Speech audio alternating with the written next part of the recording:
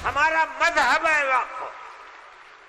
अगर आप उसकी तायीद करेंगे तो मुसलमान खुद फैसला करे कि आपकी गवर्नमेंट आपके मजहब को जिंदा रखना चाहती है या आग लगाना। सिर्फ मुसलमानों को नुकसान नहीं होगा, इससे इस मुल्क को नुकसान होगा, इस मुल्क की तरक्की को नुकसान होगा, इसके अमन अमान को नुकसान होगा और सबको नुकसान इसका उठाना पड़ेगा।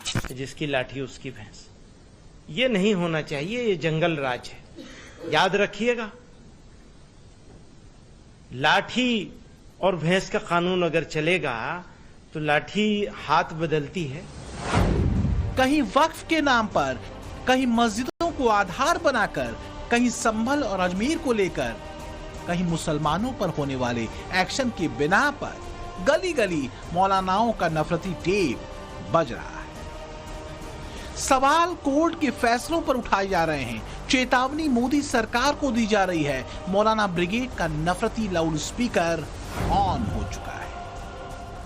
हम मुसलमानों से ये अपील करने वाले हैं कि हिंदुस्तान में चक्का जाम होना चाहिए और मुस्लिम तमाम बाजार, जब तक ये बेईमानियां चल रही हैं, तमाम मुस्लिम बाजार एक दिन के लिए बंद किए जाएंगे, पार्लियामेंट का घेराव किया जाएगा। मिट गए, मिटते हैं, मिट जाएंगे आदा तेरे, न मिटा है न मिटेगा कभी चर्चा तेरा। ज्ञान वापी से सारा मसला स्टार्ट हुआ।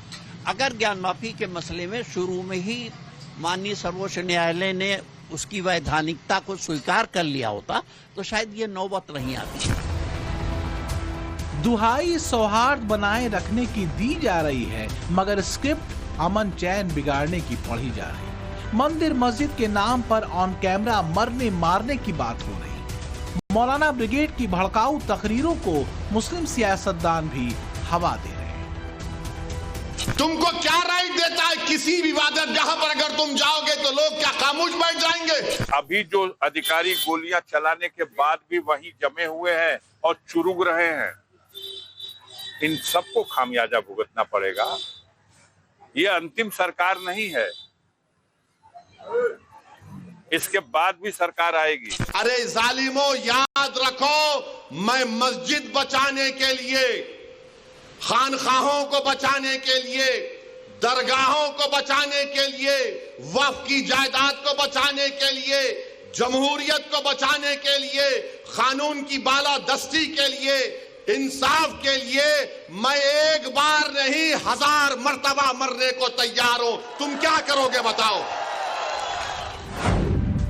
तो सवाल यह है कि असल दिक्कत प्रधानमंत्री मोदी से है या फिर उस सच्चाई को स्वीकार नहीं कर पा रहे जो बीते कई सालों से दबाई जा रही थी। डर इस बात का है कि इस्लाम के नाम पर चलने वाली उनकी दुकानदारी खत्म हो रही है या फिर धीरे धीरे मुसलमानों के जरिए नकार देने से चिंता सताने लगी है।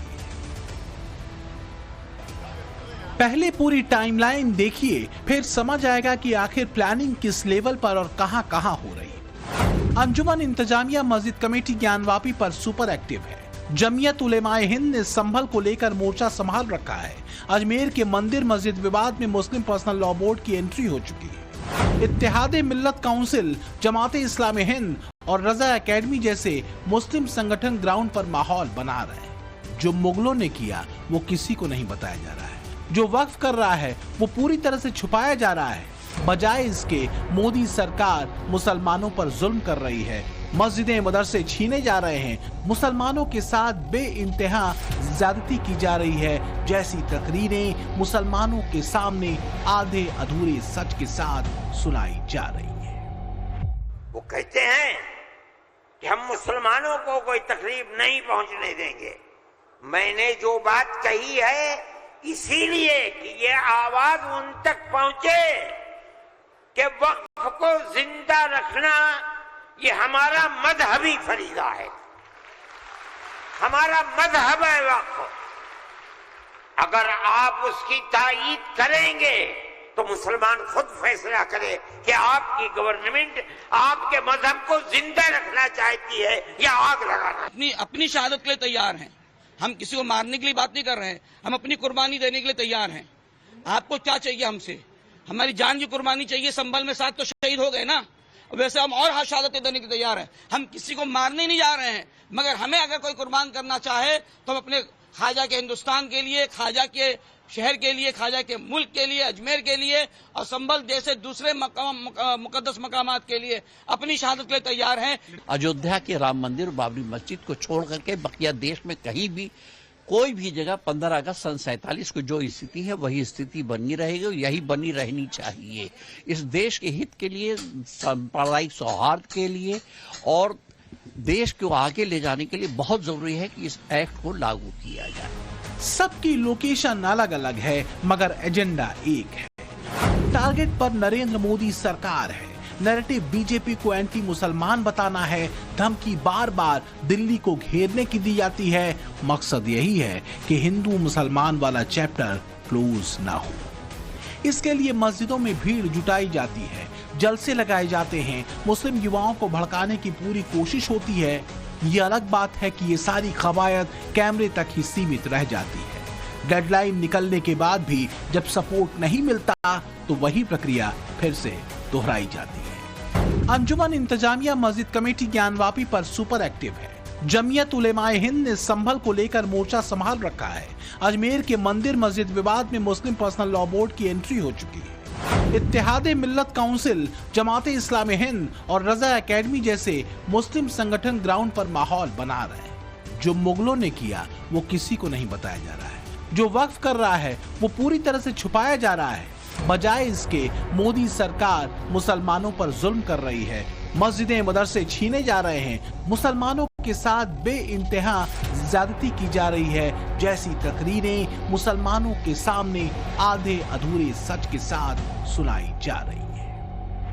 वो कहते हैं कि हम मुसलमानों को कोई तकलीफ नहीं पहुंचने देंगे। मैंने जो बात कही है इसीलिए कि ये आवाज उन तक पहुंचे कि वक्फ को जिंदा रखना ये हमारा मजहबी फरीदा है, हमारा मजहब है वक्फ। अगर आप उसकी तायीद करेंगे तो मुसलमान खुद फैसला करे कि आपकी गवर्नमेंट आपके मजहब को जिंदा रखना चाहती है या आग लगाना। अपनी शहादत के लिए तैयार हैं। हम किसी को मारने के लिए बात नहीं कर रहे हैं, हम अपनी कुर्बानी देने के लिए तैयार हैं। आपको क्या चाहिए हमसे?